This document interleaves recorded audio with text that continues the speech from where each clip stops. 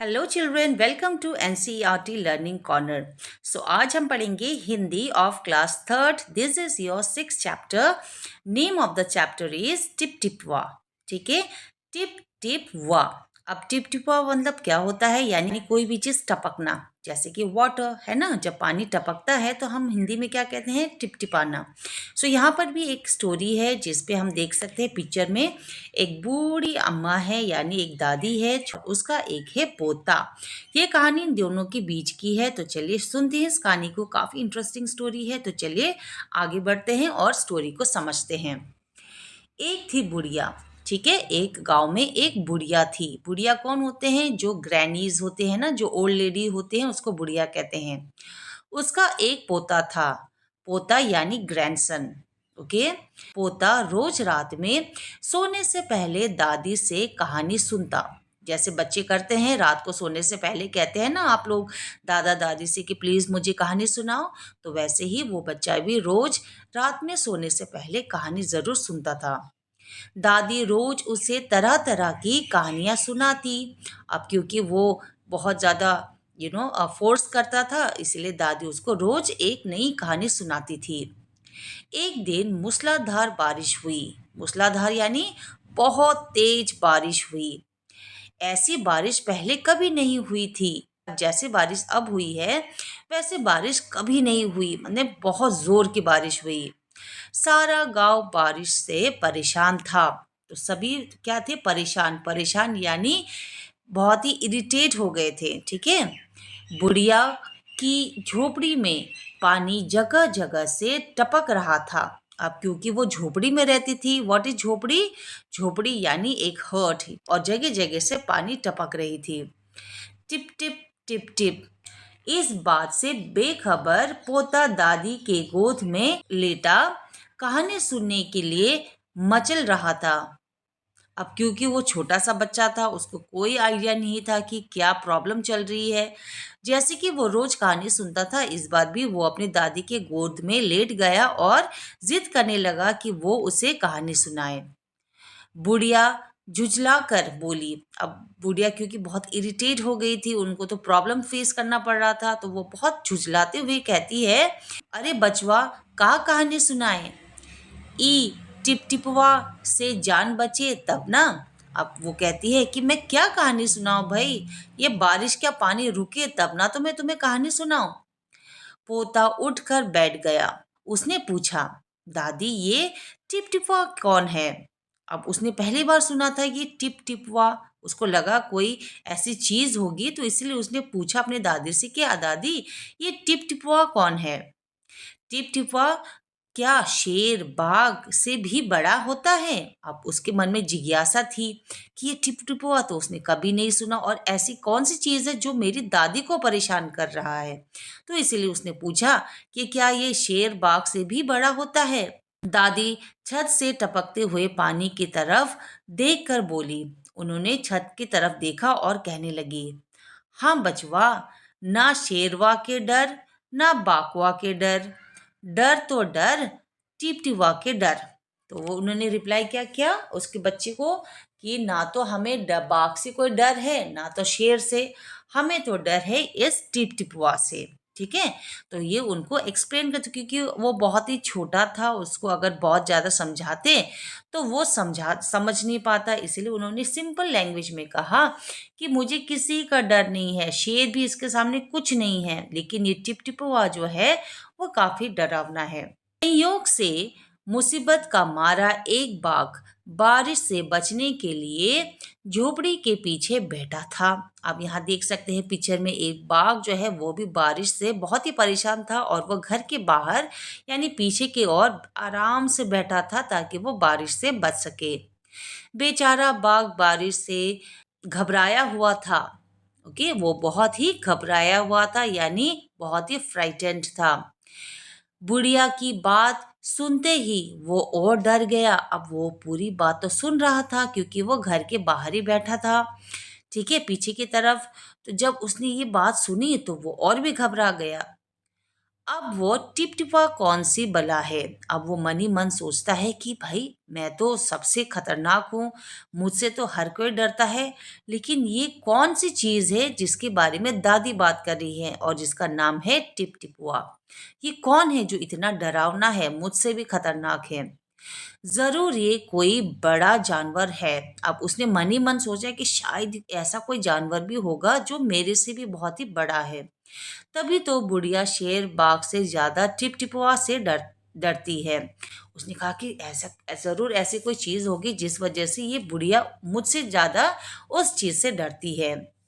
इससे पहले कि बाहर आकर वो मुझ पर हमला करे, मुझे यहाँ से भाग जाना चाहिए। अब वो इतना डर गया था बात सुन के कि उसको क्या लगा कि अगर दादी यहाँ आ गई, यानी वो बुढ़िया अगर आ गई और उसने मुझे देख लिया, तो वो क्योंकि मुझसे डरती तो है नहीं, वो मुझे पकड़ लेगी।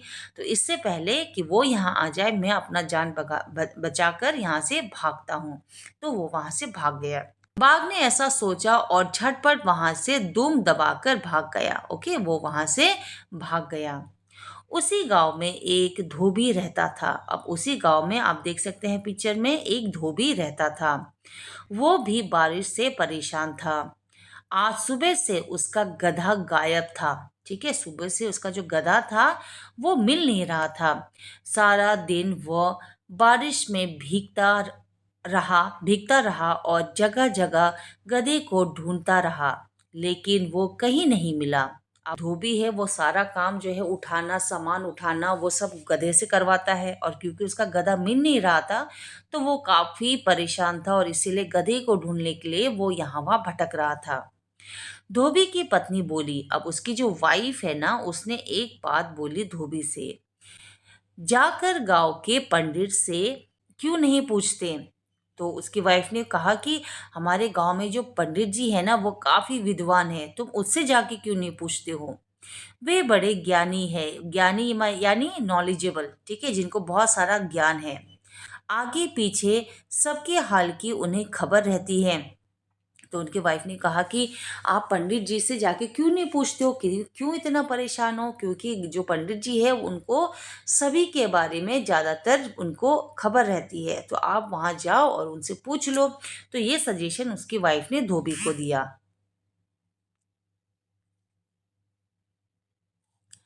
पत्नी की बात धोबी को जच गई। अब धोबी को ये सजेशन सही लगा कि हाँ सही बात कह रही है, मैं जाता हूँ और उनसे पूछता हूँ। अपना मोटा लट्ठा उठाकर वो पंडित जी के घर की तरफ चल पड़ा। अब लठ का मतलब होता है डंडा, आप देख सकते हैं ना स्टिक जो उसने पकड़ रखा है, तो वो उठा के वो पंडित जी के घर पहुंचा। उसने देखा कि पंडित जी घर में जमा बारिश का पानी उलीच उलीच कर फेंक रहे थे। अब क्योंकि बारिश तो हर जगह हो रही थी, तो पंडित जी के घर में भी बारिश का पानी जो है वो भर गया था, और वो एक कंटेनर, व्हाट इज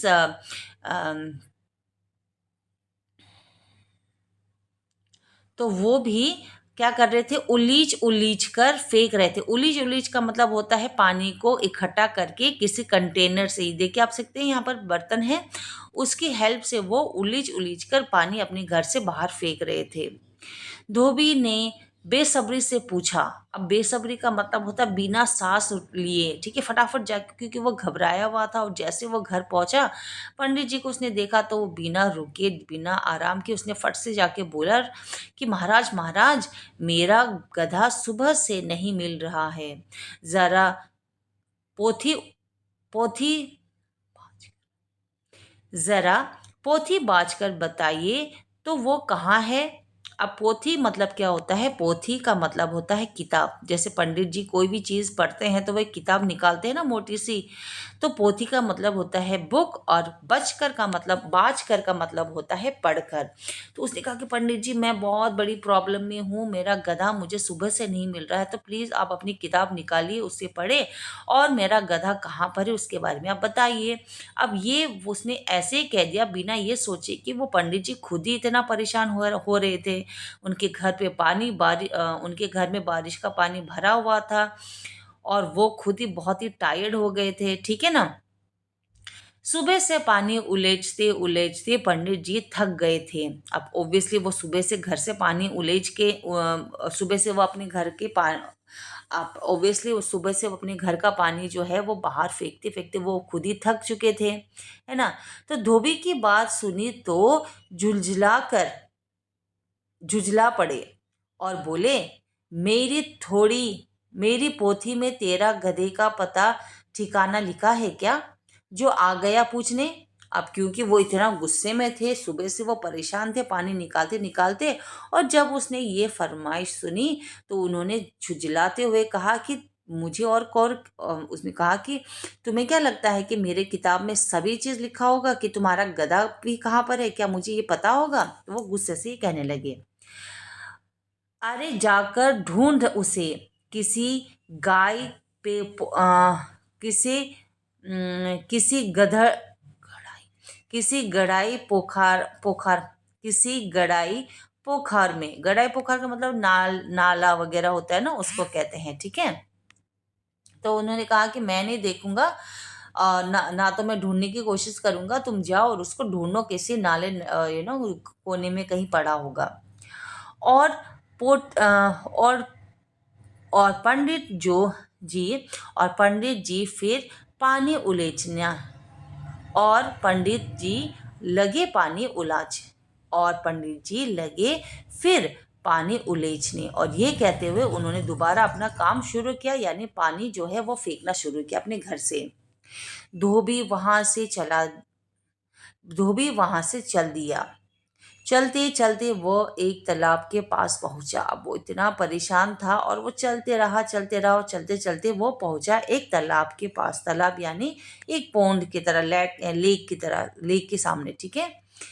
तालाब के तालाब के किनारा तालाब के किनारे ऊंची ऊंची घास उग रही थी। अब क्योंकि तालाब की इतनी बारिश भी हो रही थी तो वहां पर बहुत ज्यादा घास थी, और उस जगह बहुत ज्यादा घास उगी हुई थी। उस जगह बहुत ज्यादा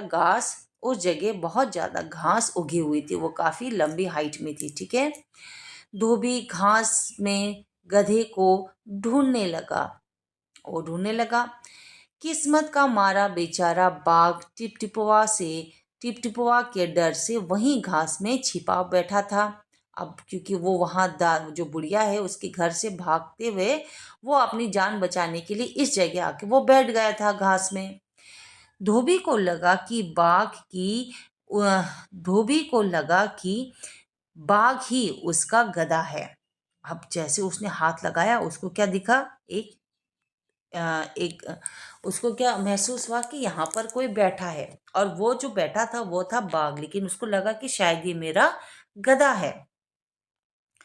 उसने उसने आओ देखा ना ताव, और लगा बाघ पर मोटा लठ बरसाने। अब उसको लगा कि इतने देर से मैं ढूंढ रहा हूं और ये साहब जो है यहाँ घास में आराम से बैठा हुआ है। तो उसने अपनी लठ उठाई और दे दनादन उससे मारा, ठीक है। उसने देखा भी नहीं कि है कौन। बेचारा बाघ इस अचानक हमले से एकदम घबरा गया। अब वो तो बिल्कुल अनएक्सपेक्टेड था, वो तो आराम से रेस्ट कर रहा था, और अचानक से जब उस पर लाठी पड़ी तो वो बिल्कुल नर्वस हो गया। उसको पता ही नहीं चला कि भाई मेरे साथ हो क्या रहा है। आप देख सकते हैं पिक्चर में, ये है धोबी और ये है बाघ।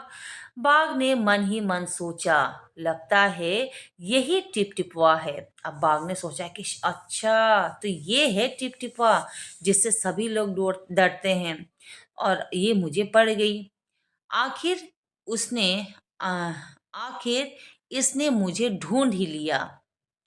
अब अपनी जान बचाते अम, अब अब अपनी जान बचानी है तो यहाँ तो कोई चुप अब अपनी जान बचानी है तो यह जो कहे चुपचाप करते जाओ। अब अपनी जान बचानी है तो यह जो कहे चुपचाप करते जाओ। वो उसने अपने मन ही मन सोचा कि भाई अब तो मैं नहीं बच सकता, क्योंकि यही है टिपटिपवा। और अगर मुझे अपनी जान बचानी है तो मैं अपना जो मुंह है वो बिल्कुल मुझे बंद रखना होगा और जो ये धोबी कहता है मुझे वही करना होगा। अब तुम्हें बहुत परेशान आज तुमने अब धोबी कहता है कि आज तुमने मुझे बहुत परेशान किया, मार मार कर मैं तेरा कचूमर निकाल दूंगा। ऐसा कहकर धोबी ने बाघ का कान पकड़ा और उसे खींचते हुए घर की तरफ चल दिया। अब धोबी को बहुत आ रहा था गुस्सा। उसने तो ये देखा ही नहीं कि वो तो उसका गधा है नहीं, वो तो है एक बाघ। लेकिन जितना भी गुस्सा उसे अपने गधे पर था वो सभी उसने बाघ पर निकाल दिया और कहते हुए चला कि आज तो मैं तुम्हारा कचूमर निकाल दूंगा। बाघ बिना चू चपाड़ किए भीगी बिल्ली बन भीगी बिल्ली बना धोबी के पीछे पीछे चल दिया। अब क्योंकि शेर जो था वो काफी घबराया हुआ था, उसको अपनी जान की फिक्र थी, तो उसने कुछ नहीं कहा और जैसा धोबी कर रहा था उसके पीछे पीछे वो चल पड़ा। घर पहुंचकर धोबी ने बाघ को खूंटे से बांध दिया और सो गया। अब जैसे वो घर गया तो उसने खूंटे से बांध दिया, यानी एक पोल से उसने बांध दिया और वो खुद सो गया। सुबह जब गांव वालों ने धोबी के घर